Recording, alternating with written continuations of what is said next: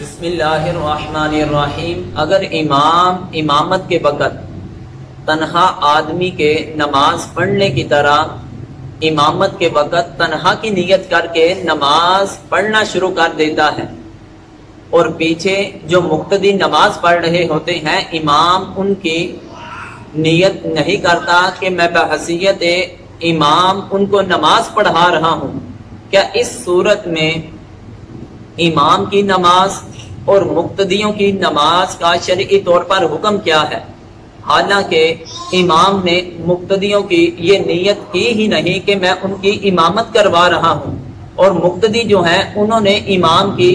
اقتداء میں نیت کر لی ہے کہ ہم امام کی اقتداء میں نماز پڑھ رہے ہیں، تو اس صورت میں ان دونوں کی نماز کا شرعی طور پر حکم کیا ہے؟ ان دونوں کی نماز کا شرعی طور پر حکم یہ ہے،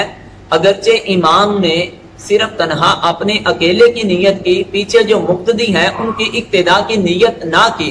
اس صورت میں امام کی بھی نماز ہو جائے گی، مقتدی جو ہیں ان کی بھی نماز ہو جائے گی،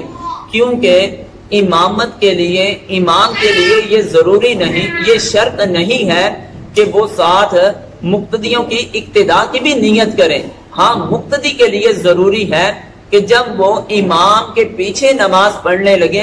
تو امام کی اقتداء کی نیت کرنا مقتدی کے لیے ضروری ہے، اور یہی مسئلہ بہار شریعت میں مفتی محمد امجد علی اعظمی بہار شریعت کی جلد نمبر 1 اور حصہ نمبر 3 میں صفحہ نمبر 495 کے اندر یوں بیان فرماتے ہیں کہ مسئلہ نمبر 98 کے تحت مقتدی کو اقتداء کی نیت بھی ضروری ہے، اور امام کو نیت امامت مقتدی کی نماز صحیح ہونے کے لیے ضروری نہیں، یہاں تک کہ اگر امام نے یہ قصد کر لیا میں فلاں کا امام نہیں ہوں، اور جس کا اس نے قصد کیا میں فلاں کا امام نہیں ہوں اور اس نے اس کی اقتداء کی تو نماز ہو گئی، مگر امام نے امامت کی نیت نہ کی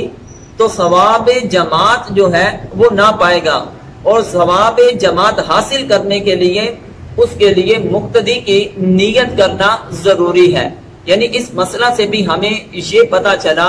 کہ امام کے لیے مقتدیوں کی نیت کرنا یہ لازم نہیں ہے۔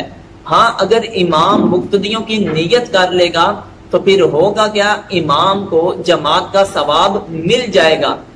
اگر نیت نہیں کرے گا تو پھر امام کو جماعت کا ثواب نہیں ملے گا۔ واللہ اعلم ورسولہ۔